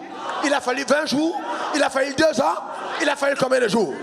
Écoute-moi très bien. Lundi soir ne se couchera pas. Tu n'as pas compris de quoi je parle. Je vois dans le règne spirituel des transactions pour céder entre tes mains les possessions. Tout ce qui avait été volé, que cela te soit redonné maintenant. Dès ici-bas, donne-moi ton meilleur amen. Donne-moi ton meilleur amen. Je vois ta famille englobée dans cette gloire puissante et véritable. Que voit la main de Dieu descendre pour affranchir et bénir, combler et distinguer dans le nom suprême de Jésus. Donne-moi ton meilleur amen. Quelqu'un dit dès ici-bas. Encore. Waouh. Il y a des vérités, quand vous les connaissez, ça devient des richesses.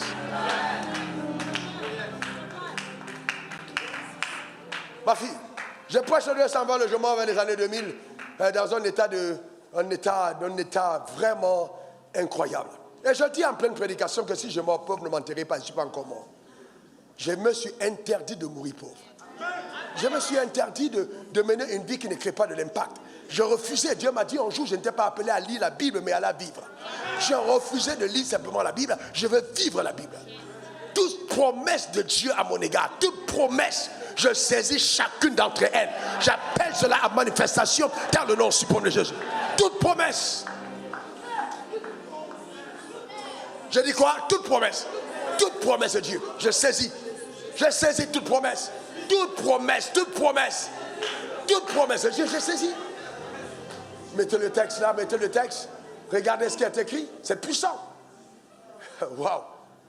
Participeront au règne de la vie par Jésus-Christ dès ici-bas.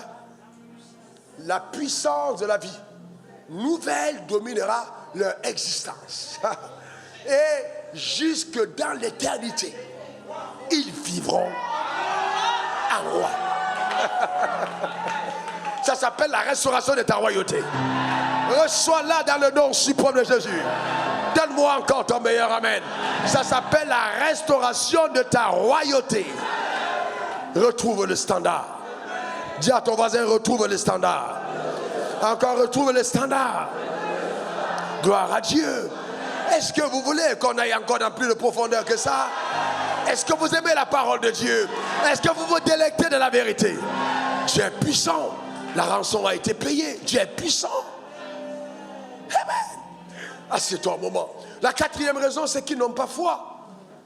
Les gens souffrent parce qu'ils n'ont pas la foi. Ils ne croient pas. Chanter des cantiques, crier à l'église, dire Amen ne prouve pas que tu crois. Est-ce que tu as la foi? Est-ce que tu crois en Dieu? Jusqu'où crois-tu Dieu capable de faire ce qu'il a dit qu'il va faire? Pourquoi accordes-tu des limitations à la pensée de Dieu? Pourquoi limites-tu l'accomplissement de la prophétie? Pourquoi veux-tu reparamétrer la pensée de Dieu aux circonstances naturelles? Pourquoi veux-tu relier les promesses de Dieu à tes aptitudes et tes capacités? Ne sais-tu pas que cet évangile a commencé quand une femme qui était vierge a accepté qu'elle pouvait porter un enfant? Si nous sommes dans un royaume où notre roi est né d'une femme vierge qui n'a pas connu d'homme, nous ne pouvons pas attendre, nous ne pouvons pas prétendre aux choses ordinaires. Je refuse une vie ordinaire. Écoutez-moi très bien, le royaume de Saint-Cécile particulier, c'est un royaume extraordinaire. Nous devons avoir la foi en l'accomplissement de ce que Dieu a dit. La foi. Comment est-ce possible qu'une jeune femme qui n'a pas connu d'homme tombe enceinte? Si tu m'expliques ça, alors on expliquera comment Dieu peut prendre quelqu'un de nulle part et faire de la personne quelqu'un d'élevé. C'est incroyable ce que Dieu peut faire. Le vrai problème, c'est que beaucoup d'entre nous n'avons pas la foi. Parce que notre vie est paramétrée. Elle est paramétrée plutôt sur des informations naturelles. Tu es allé à l'école, tu as eu tel diplôme, ton père c'est ci, ton mère c'est là, tu as travaillé ceci, tu as ton petit CV de temps en temps, voilà ton parcours. Et le rêve que tu as, c'est de construire une maison que tu vas payer pendant 26 ans, la banque t'a encore un crédit, et après, tu as terminé de payer la maison sur 250 mètres carrés quelque part, et puis après tu t'en vas au ciel, et tu dis tu as régné. Je refuse de mourir esclave. Déclare-le encore. Encore. Tu es puissant. Tu es puissant. Et j'entends quelqu'un dire, ouais, mais est-ce qu'il est obligé de parler d'argent? Mais ça te dérange pourquoi? Quand on parle de richesse, pourquoi ça te dérange? Dis-moi toi-même, pourquoi tu es dérangé? Et vous savez, je vois des gens dérangés et qui disent que non, il faut que les gens souffrent pour être heureux au ciel. Mais il faut les offrandes le dimanche. Mais ça, c'est être malhonnête. Tu dis aux gens que non, c'est pas grave, ils peuvent souffrir, mais toi, tu collectes l'argent. Souffre avec eux. Et tu viens à l'église, tu es dans une grosse voiture, et puis tu dis aux gens, non, Dieu veut que vous souffrez. Toi-même, souffre en premier. Marche à pied. Marche à pied. Mais c'est quelle contradiction de discours? Mais je comprends aussi que peut-être c'est difficile et tu ne sais pas comment faire pour dire aux gens que c'est possible. Mais dans ce cas, connecte-toi à quelqu'un qui peut dire que c'est possible. On n'est pas maître de savoir dans tous les domaines. On n'a pas la révélation, la science infuse dans tous les domaines. Il y a des gens à qui Dieu a donné un mandat, une grâce, une connaissance, des révélations, des lumières. Et quand je vous explique la Bible, vous voyez en peu de mots l'immensité de la révélation qui m'est accordée sur la rédemption. Frères et sœurs, ce n'est pas une connaissance humaine. Ce n'est pas quelque chose qui m'a été donné seulement parce que j'ai lu la Bible. Dieu m'a fait grâce parce qu'il t'aime. Dieu m'a fait grâce parce qu'il veut ta liberté. Dieu m'a fait grâce parce qu'il veut te donner l'entrée à un autre niveau de savoir. Il faut que tu saches. Il faut que tu saches. Et que tu arrêtes de te faire pourchasser par le mensonge. Il faut avoir la foi en Dieu. Dis après moi, j'ai la foi en Dieu. Dis-le encore. Très fortement. Est-ce que le temps nous permettra d'aller dans ces choses immenses? Colossiens 1, verset 12, on va peut-être dire jusqu'au verset 15. Colossiens 1, 12, 15. Ok, regardez ce texte. Il est très très puissant. Prenez-le. D'accord? La foi en quoi? Regardez simplement. Ayant été ensevelis avec lui par le baptême, vous êtes aussi ressuscités en lui et avec lui par la foi en la puissance de Dieu qu'il a ressuscité d'entre les morts. C'est ce que la Bible dit. Alors continuons. Vous qui étiez morts par vos offenses, vous étiez morts, donc vous n'êtes plus morts, vous étiez. L'événement a duré dans le temps. Il vous a, vos offenses, et par l'incirconcision de votre chair, il vous a rendu à la vie avec lui en vous faisant grâce en nous faisant grâce pour toutes nos offenses. Maintenant, il faut souligner nous faisant grâce. Te gracier, c'est une faveur imméritée. Il t'a accordé de ne plus être considéré comme coupable par rapport à l'offense. Voyez-vous, même quand tu as été condamné, le chef de l'État a le pouvoir de te gracier. Tu vois, là, il y a une grâce qui t'est accordée. Mais elle t'a accordée sur la base d'une rançon qui est payée, afin que tes offenses ne te soient plus imputées. Tu vois ça? C'est ce que la Bible dit. Maintenant, verset 14. Il a effacé l'acte dont les ordonnances nous condamnaient. Voyez-vous? L'acte dont les ordonnances nous condamnaient. Et qui faisait quoi? Qui subsistait contre nous. Et il a détruit en le clouant à la croix. Donc il a effacé l'acte dont les ordonnances nous condamnaient. Il a détruit en le clouant à la croix. Verset 15. Okay? Il a dépouillé les dominations et les autorités et les a livrées publiquement en spectacle en triomphant d'elles par la croix. Donc vous voyez qu'il y a là une puissance incroyable de l'action surnaturelle de Dieu à l'œuvre. Puissante. Puissante. D'accord? Puissante.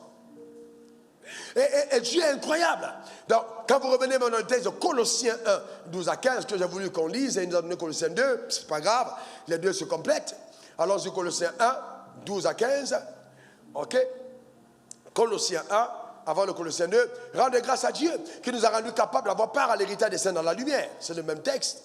Ouais. Vous voyez, qui nous a délivrés de la puissance des ténèbres et nous a transportés dans le royaume du Fils de son amour. Il nous a transportés. Donc ça veut dire qu'il y a un air de délivrance qui est venu nous prendre des ténèbres. Ouais, on a dit maintenant montez. Et le passeport pour aller était le sang de Christ. Donc tu es monté dans l'avion. Vous avez décollé des territoires occupés par Satan pour te transporter dans les territoires de Dieu. Et vous avez atterri. Et tu es descendu dans ce territoire. Tu n'es plus tenu en captivité dans les territoires de Satan. Donne-moi encore ton meilleur amen. Parce que la Bible dit, il vous a transporté. D'accord. Mettons la suite. Mettons la suite, s'il vous plaît. Mettons la suite. En qui nous avons par la rédemption, la rémission des péchés. Et continuons. Il a l'image du Dieu invisible, le premier-né de la création. Continuons. En lui ont été créées toutes choses qui sont dans les cieux et sur la terre, les visibles et les invisibles, trône, dignité, domination, autorité. Tout a été créé en lui et pour lui. En lui et pour lui. Et en lui et pour lui. Dans les trônes, les dignités, les dominations, les autorités ont été créées en lui et pour lui. Donc dans le règne de l'esprit, d'accord, dans le règne de l'esprit, toutes ces forces qui sont les forces de la constellation de la lumière ont été créées en Christ et pour Christ. Donc il n'y a aucune puissance opérant dans le règne de l'esprit qui ne soit au service de Christ.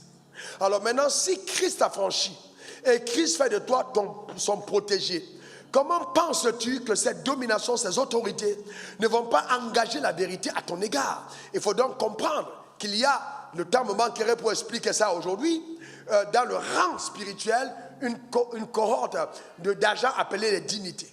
Leur rôle dans les dignités, c'est de s'assurer que la souveraineté de Christ soit respectée dans l'univers, dans toutes les planètes et les exoplanètes.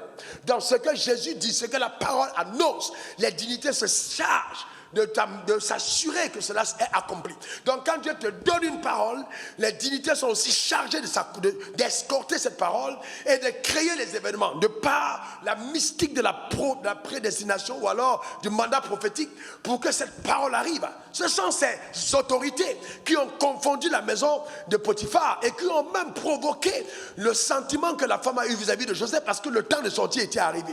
Tu es loin d'imaginer ce qui se passe en l'atmosphère parce que Dieu veut ton bien.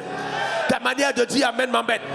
J'ai annoncé des connexions divines. Cette semaine ne passera pas que tu rencontreras, amen, je dis bien, une connexion importante dans le nom suprême de Jésus. Parce que Dieu prépare toutes choses à ton égard. On doit comprendre le pouvoir de la vérité. Dieu veille sur la vérité. C'est pour ça que soyez des gens de vrai. Ne soyez pas dans les migmas. Les gens se privent du bien quand ils ne savent pas à aimer la vérité, affectionner la vérité. Ne soyez pas un croyant qui triche. Aimez la vérité, ne trichez pas. Aimez la vérité, affectionne la vérité, marche dans la vérité, agis sur la vérité et vois comment Dieu va te soutenir. Quand Dieu t'a donné une parole, pas besoin de forcer, il faut juste croire. Il nous a transportés. Dis après moi, transporté. Donc dis après moi, transporté. C'est ce que Dieu a fait, il t'a transporté dans le royaume du Fils de son admirable lumière. Et je veux le dire à quelqu'un qui n'existe pas entre ton royaume et le royaume des ténèbres, une loi d'extradition.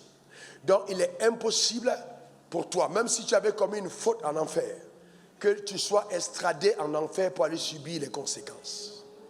Le royaume de Dieu et celui des ténèbres n'ont pas d'accord dans ce sens. On ne peut pas aller te juger en enfer. Il faut bien que tu le saches.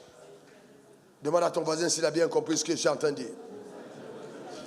Donc la foi te restaure ce que, vous voyez, la foi va restaurer dans ta vie la gloire que le péché avait volée. La foi restaure dans ta vie la gloire que le péché avait volée. Mais il faut encore avoir la foi, il faut avoir la foi en ce que Jésus a accompli.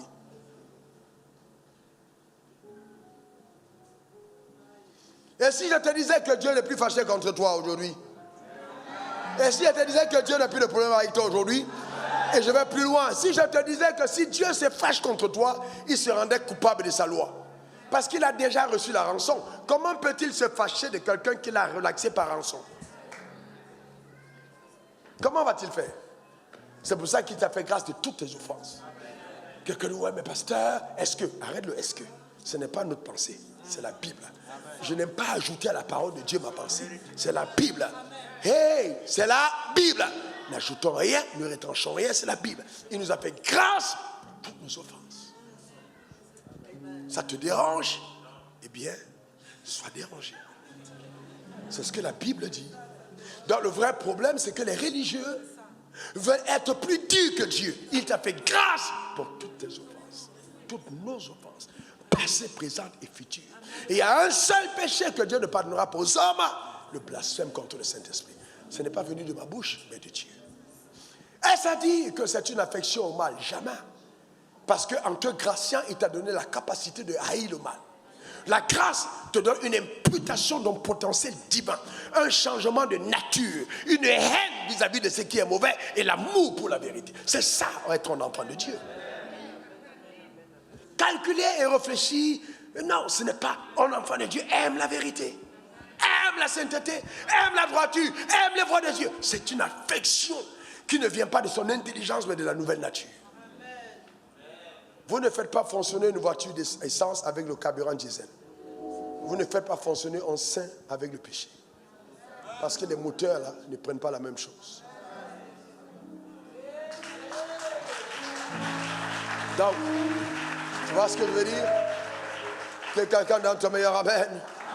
Dis après moi, j'ai été libéré. J'ai foi en la rédemption. J'ai foi en la rédemption. Amen. Et le dernier point pour terminer, pour conclure avec votre permission. Il n'arrive pas voyez-vous, à vaincre la conscience de la malédiction. Alors ça, c'est quelque chose même qui demande tout un autre message.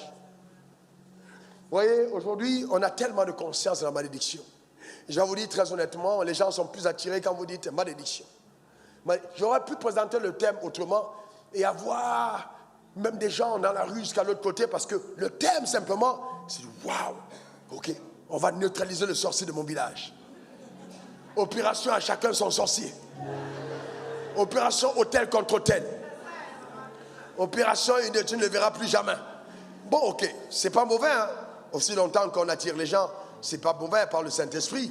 Ok, mais cependant, il ne faut pas développer la conscience de la malédiction. C'est-à-dire, partout où on est, oh, Dieu va me frapper, Dieu va me frapper. Un jour, je suis arrivé au Ghana, avant d'arriver ici. Alors, j'étais dans une église et puis... alors, pas une affaire, on m'a raconté. Le pasteur lève la main et dit, oh, the Lord, le Seigneur, maintenant, saisis-les, saisis-les. Et puis, il y a des gens qui tombent. Et puis, il dit, Saint-Esprit, amène-les devant. Et puis, les gens viennent devant. Et il dit, maintenant, on reçoit des coups de feu du Saint-Esprit. Et vous voyez des grosses personnes, ils tombent là, des papas avec les enfants, ils lèvent les pieds. J'ai dit, et puis Saint-Esprit frappe. Donc, vous voyez, ça, l'Africain aime ça. Parce que c'est l'héritage colonial, l'héritage d'esclaves. On aime être brimé. Hein? J'étais dans une autre église et puis, on est mes amis hein, dans son église. On avait parlé après. Et puis, ça c'est avant, il ne faut pas penser à Jean Clément, c'est pas lui. Alors, il dit, c'est un colonel de l'armée. Il dit, viens ici. Ah mais sa femme est là et ses enfants. Mets-toi à genoux là. Devant ses enfants. Il dit, je ne veux plus jamais ça. Et puis il dit, papa. J'ai dit, on est où là? Vous savez, voilà ce que l'Africain aime. L'Africain aime ça. Quand on te traite avec comme ça, c'est que l'Africain n'aime pas la liberté. C'est ça le problème. Quand on te parle de liberté, c'est pas la liberté. Vous aimez, oui. Oh non, le sorcier devient, oh, s'il n'a pas réussi. Mais là, je te pose une question. Si c'est vrai que c'est les sorciers, qui était le sorcier qui a fait échouer Adam? Qui est le sorcier de la famille d'Adam? Quel est l'autel qui parlait contre Adam pour qu'Adam tombe? Est-ce que vous savez que Dieu a béni Adam de sa propre bouche, mais Adam a échoué? Et que même tous les autels peuvent se taire, tu ne réussis pas. Il faut que tu saches que si les autels te font échouer, on n'a pas le même Dieu. Le Dieu que j'ai là, celui qui est en moi, les autels ne te font pas échouer. Tu n'as pas compris de quoi je parle. Donne-moi ton meilleur amen. Les autels n'ont aucun pouvoir sur moi. Aucun pouvoir sur ma vie. Maintenant, attendez, comme on est en train de conclure, il faut que vous compreniez, parce que je sais que vous êtes instruits, lettrés, quand je parle, j'ai un parterre de personnes qui ont de la connaissance. Et ça me fait plaisir. Vous voyez, écoutez-moi attentivement. Il faut bien comprendre que l'évangile a deux facettes. Il y a une facette d'évangile qui s'adresse aux païens. Et cet évangile qui s'adresse aux païens ne concerne pas les saints. Il faut bien comprendre que la Bible dit, quand il dit aller par tout le monde et prêcher la bonne nouvelle à toutes les nations, à qui on prêche? C'est aux païens ou c'est aux chrétiens? C'est aux païens on crèche. Quand il dit guérissez les malades, c'est à qui on guérit? C'est les malades, c'est les païens. Mais quand on est à l'église, ce n'est pas guérissez les malades. Parce qu'à l'église, on est supposé déjà avoir été guéri. Dans 1 Pierre 2, verset 24, il dit par les multitudes, vous avez, c'est dans le passé, on nous avait déjà été guéris. Donc toi et moi, on ne parle pas de guérison, mais on parle de santé. C'est deux perceptions totalement différentes.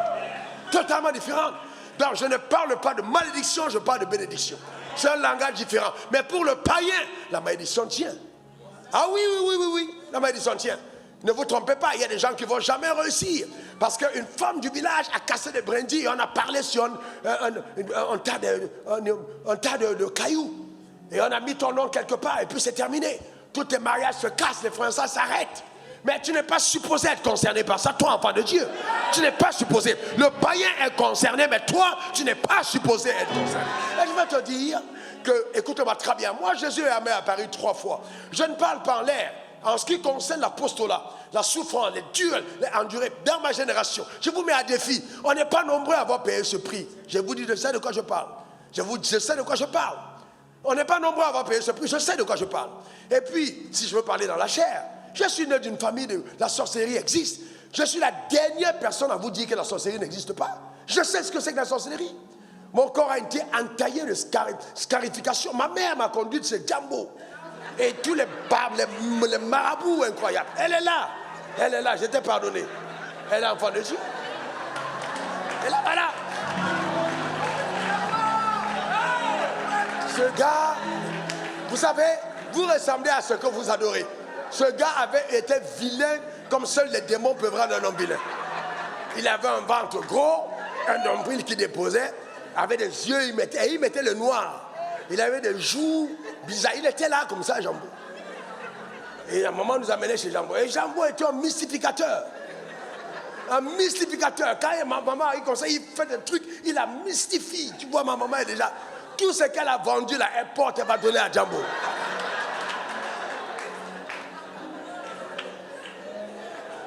Ouais. Jambo dit, mais qu'est-ce qu'il y a encore? Il jette des trucs. Il dit... Et il fait ça comme ça. Quand il fait ça, et il commence. Quand il regarde les oreilles, quand il reste, moi je regarde comme ça. Donc Jambo savait que le petit là, j'étais pas à l'aise avec ses big-macs. J'étais pas à l'aise. Il y avait quelque chose qui faisait que Jambo et moi ça ne passait pas. J'aimais pas Jambo. Je déclare que tu peux pas aimer la sorcellerie. C'est pas possible. J'aimais pas Jambo. C'est pas possible. Nous dormions dans la maison. Dans la maison. Nous dormons à 2, nous nous retrouvons à 8 la nuit. 8 dans la chambre. Mais c'était incroyable. On ferme tous les trucs là. Mais c'était terrible. Il venait jusqu'à prendre nos affaires, il lisait nos cahiers et tout, il ferme. Mon petit frère et moi, couchés sur le lit, ils apparaissent. Nous avons vécu ça. Donc je ne peux pas te dire que la sorcellerie n'existe pas. Je serai la dernière personne à te le dire. Mais cependant, quand Jésus m'est apparu à 23 ans, il m'a dit, regarde à moi.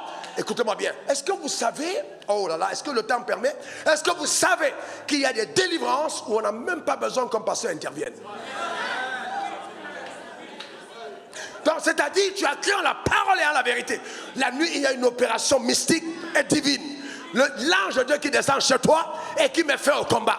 Combien de personnes parmi vous avaient vu même mon apparition chez vous et puis le problème a été résolu? Il y a des batailles, ce n'est pas sort, mais la vérité pénétrant ton âme, les puissances ne peuvent plus tenir, les hôtels explosent, les revendications s'arrêtent par la puissance en haut. Donne-moi encore ton meilleur amen. Dis encore amen.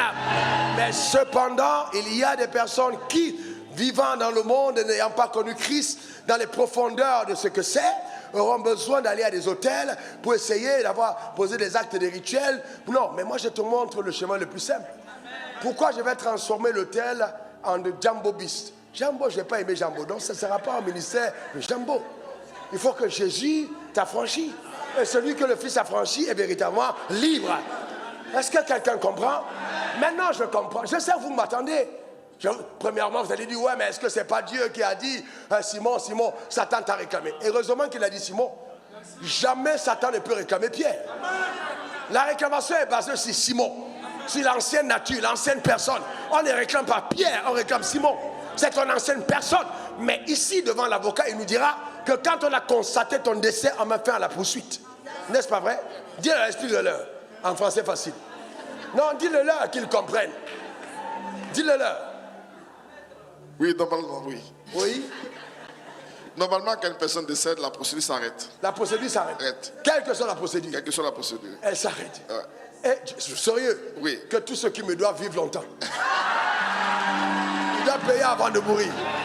C'est pour toi que je parle. Ils doivent payer avant de mourir. Ils ne mourront pas avec ta dette. Hein. Ils doivent vivre pour te rembourser. La poursuite s'arrête. Alors tu comprends pourquoi pour te rendre libre, Dieu a dû te faire mourir. Parce que ta mort met fin par constatation à la poursuite. Celui qu'on poursuit étant mort, le trône de la justice et même la puissance des ténèbres ne trouve plus de fondement pour te poursuivre. Si quelqu'un est en Christ, Il est une nouvelle créature. Les choses anciennes sont passées. Voici toutes choses sont devenues nouvelles. Le vrai problème, c'est que je sais. Tu dis oui, mais moi, mon corps n'est pas nouveau, c'est toujours moi. C'est faux. Ton corps, c'est ton habitation. Ton toit est à l'intérieur. Celui qui habitait en toi est mort. Tu n'es plus la même personne. Je proclame l'arrêt des poursuites dans le nom suprême de Jésus. Donne-moi 3 bons amen. Dis à ton voisin, ça c'est un dimanche pas comme les autres. Je sens la vérité opérer dans ta vie et sous ton ciel par la puissance de Dieu. Amen. N'est-ce pas vrai?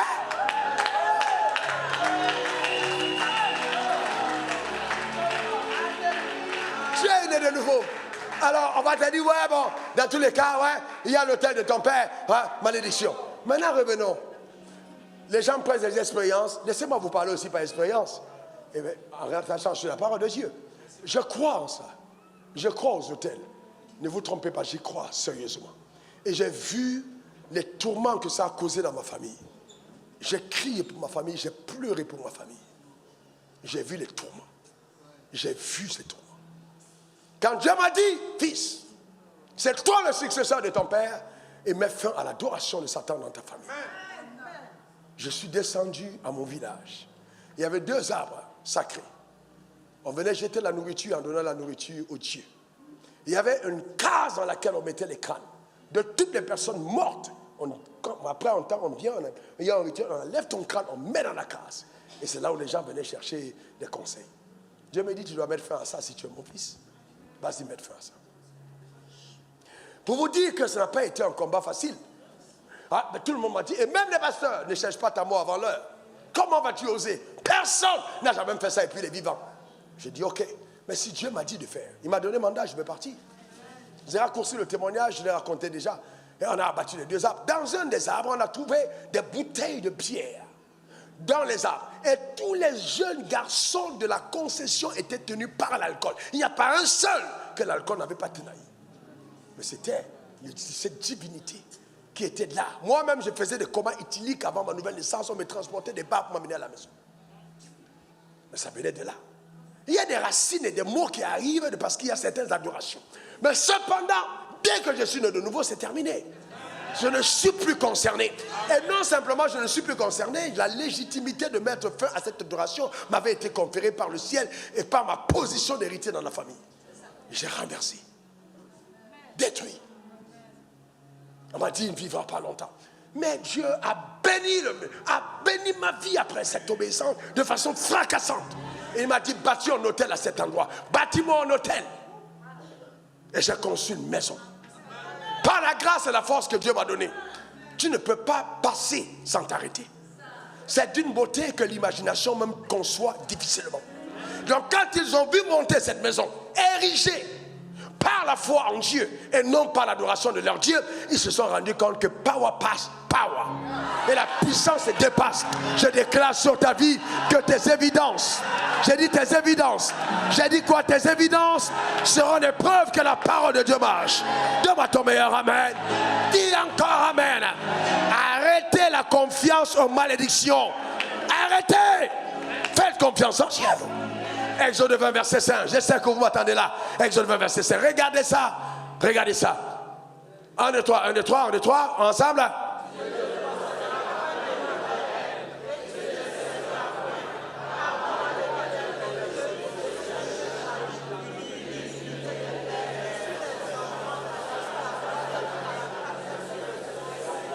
Alors on te prend ça, on te dit, ouais, Dieu est en train de frapper. Alors, Dieu est en train de frapper. Une grande autorité dans un pays m'a appelé. Elle dit, Raoul, comment ça va? Est-ce que tu as une minute? Oui, excellence. Ok. Ben, on me dit que tel de mes fils va être frappé. J'ai commencé à rire. Il dit, mais pourquoi tu ris? J'ai dit, c'est la marmaille. C'est la marmaille, je vous dis la vérité. Parce que, en fait, c'est toujours pour mettre la mort et qui est toujours acheté par la fin par une offrande. Mes frères et sœurs, pourquoi est-ce que nous craignons Dieu? Ma question est est-ce qu'on craint Dieu? Je suis d'accord que certains d'entre vous êtes avares et que vous pouvez être des inspirateurs de tels messages parce que si on ne fait pas ça, vous ne donnez pas. Mais regardez vous-même les messages que je prêche. Est-ce que vous trouvez la place ici? Quel est le jour où il n'y a pas d'offrande à cet hôtel? Est-ce que vous pensez que la loi donne plus de bénédictions que la grâce? Est-ce que vous pensez que le mensonge est plus puissant que la vérité? Mais attendez, regardez vous-même. On n'a pas encore commencé à mettre les travaux. Quand on a déjà 5 milliards de dons de 3 personnes qui disent voici ma position par rapport... Comment vous pouvez imaginer ça? Ce n'est pas la puissance de Dieu. Croyez en Dieu. Il dit c'est moi, mettez le texte. Parce qu'il ne faut pas qu'on pense que j'imagine. C'est moi qui punis, mettez le texte. C'est moi qui punis l'iniquité des pères. Qui punit? Dieu. Non, qui punit? Dieu. Alors, qui est ton père? Dieu. Attends, dites-moi, Dieu te donne Jésus comme sacrifice. Et puis, il a... Oh mon Dieu. Et puis, il vient encore te punir. C'est possible? Non, attendez, c'est possible? Mais maintenant, on va te dire que Satan va te frapper. Mais il faut d'abord dire le texte vous dit que... Je pensais que la Bible a dit que c'est Dieu qui punit. Depuis quand c'est Satan qui punit?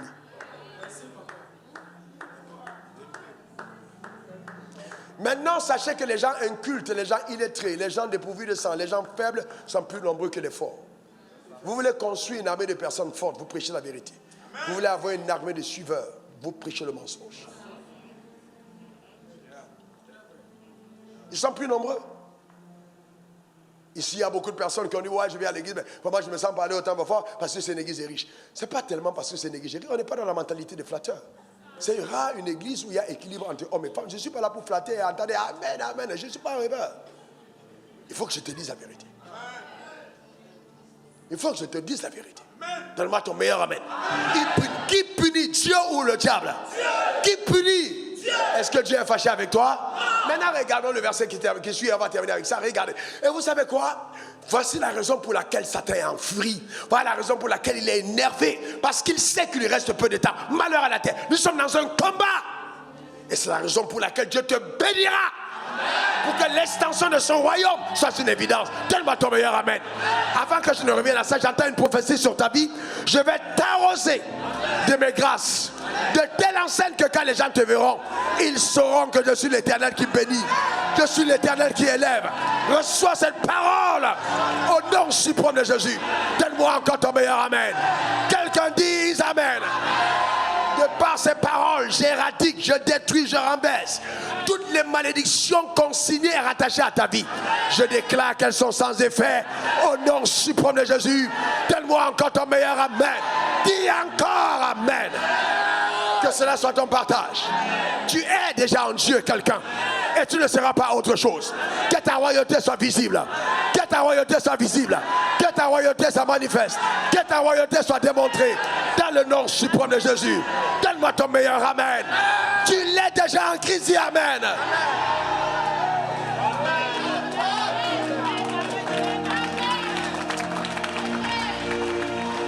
Il faille que tu sais clairement au fond de ton être que Dieu est en train d'accomplir ses desseins. Et que personne ne pourra arrêter. Tu es en chantier. Personne ne peut, même quand nous fûmes en chantier pour notre maison, okay? Personne ne va venir dans mon chantier pour prendre mes matériaux, parce que ce n'est pas son chantier. Et toi, Dieu est en train de te construire. Et on dit que Satan est entré. Cherchez quoi? Dis à ton voisin, il perd son temps.